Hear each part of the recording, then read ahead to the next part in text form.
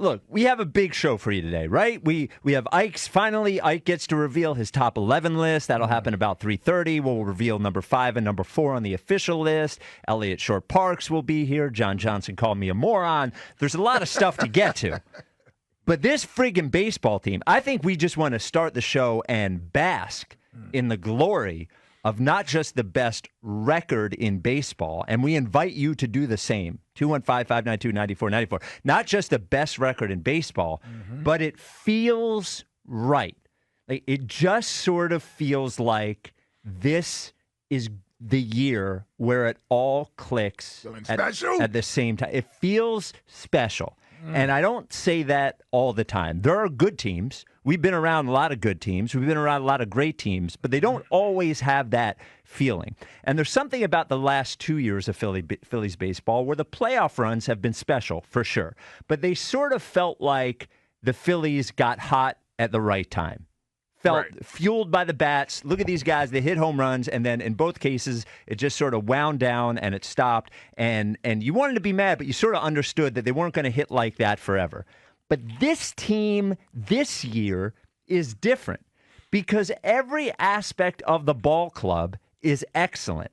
And when one part of the ball club starts to not perform the way that you expect them to, a different part of the ball club steps up and is great. Like, they find ways to win every single night. And you don't know who it's going to be, and you don't know when it's going to be, but you know at some point they're going to do it.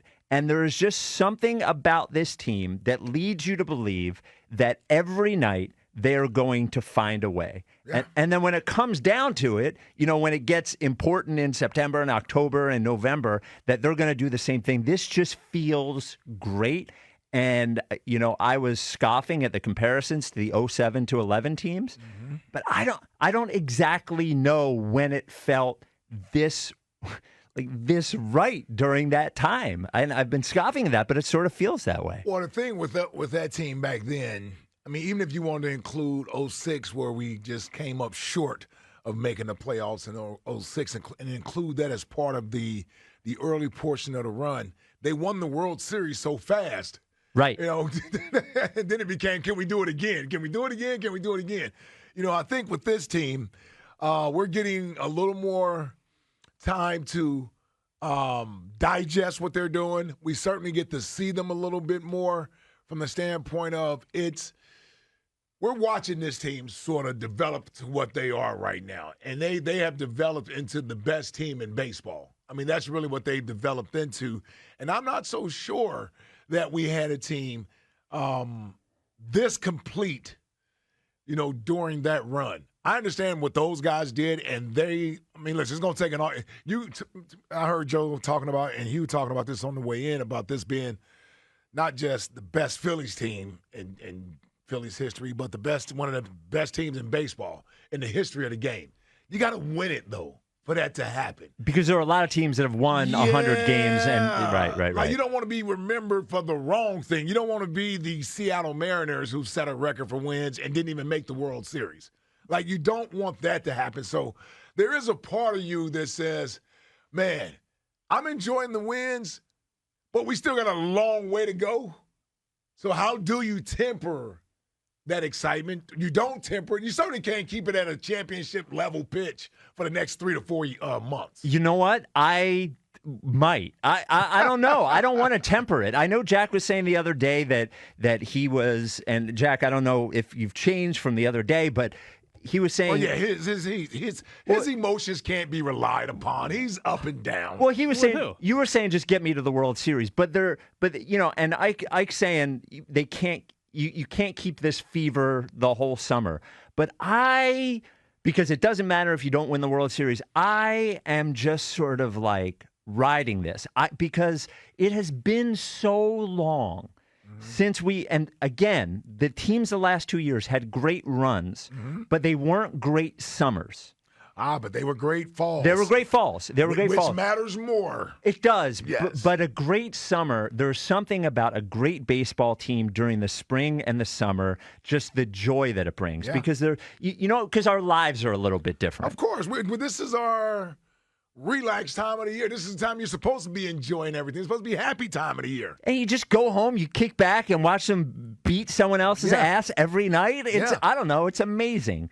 Jack, are you enjoying this? Or are you allowing yourself to enjoy how good they are? Well, of course I'm enjoying it. Like, I'm reveling in all of this. It's just I know in the back of my mind how it's going to feel if they don't get the job done. But, like, last night was enthralling in a way. The steal of John Ritchie, like, using a big word for no reason. Like, like it was. I mean, the way Rangers pitching right now, like, was there ever more lock that Bryce was hitting a home run during that at bat? No. Like he was just missing it. Dude, from the time that video came out of him asking that young lady to the prom for this young man, you knew he was hitting a home run last night. He's got a great feel for the moment. Yes, he just does. But it's like it's the way they're winning too. Like, not only is their pitching staff, starting staff, a lot like the 11 staff, you know, and Howard, we kind of mocked him, had fun with the whole home run or bust thing. Yeah. But the way they're scoring is actually more fun than just hitting home runs and going through slumps. Like, it's doubles, it's gappers, it's singles, it's 2-out hits. True. I mean, Alec Boehm is on pace to have like 145 RBI on 17 home runs. Say RBIs. You're an RBIs guy. I know. I go back and forth. Seltzer's in my head. It's all his fault. Nah, but like RBIs. The way they score and the way they play, they're a perfect baseball team for the young fan, and I think the old fan appreciates them. Yeah. Like, the old fan's like, dude, these starting staff guys are going 7 innings plus. Like, they're a throwback from that kind of standpoint too. They have, I think, 16 or 17 times the pitcher has. I heard Fransky or Stocker said it last night, that 16 or 17 times, I can't remember the number, a Phillies pitcher has gone 7 innings or later. The next highest in all of Major League Baseball is the Braves with 11. That is a monstrous difference. You know, that is a 50% jump from number 2 to number 1. Yeah. And it's not, you know, when the old heads, or I'll say that I'm one of them, it's not that we don't like the home runs or bust. It's the strikeouts that we don't like. Like, that is what sucks about watching a team like that. Is that when they're hot, it's awesome. When they're not hot, it's kind of boring almost.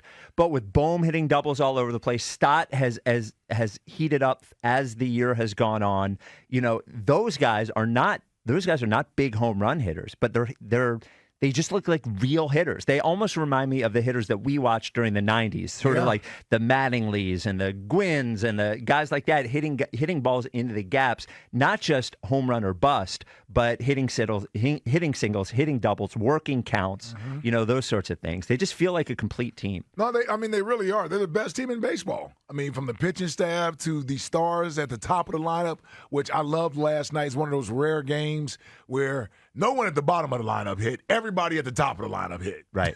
Multiple hits. So your big guns showed up last night, and you want them to start sort of getting in that groove, especially Bryce Harper, because you know the type of run he can go on, and we know June Schwarber is right around the corner.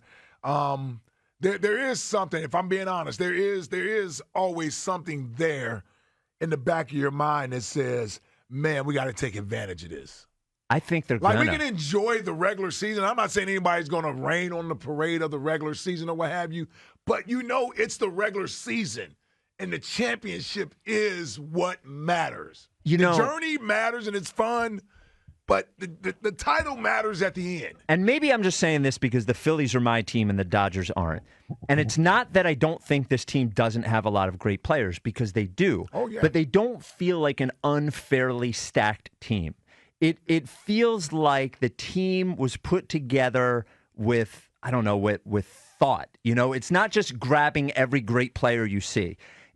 Ranger Suarez has an ERA, a third through the year, of 1.36. So he threw 7 innings, allowed 1 run, and his ERA only went down 0.01. Yeah. What a scrub. You know what I mean? Like, how is Ranger Suarez 8-0 with an ERA of 1.36, and it's far enough along during the season where it's not a fluke. So this team was not just a team put together full of stars to win. This is a team that has grown together over the last few years, and it just sort of feels like they all know when it's their turn to pick up the team.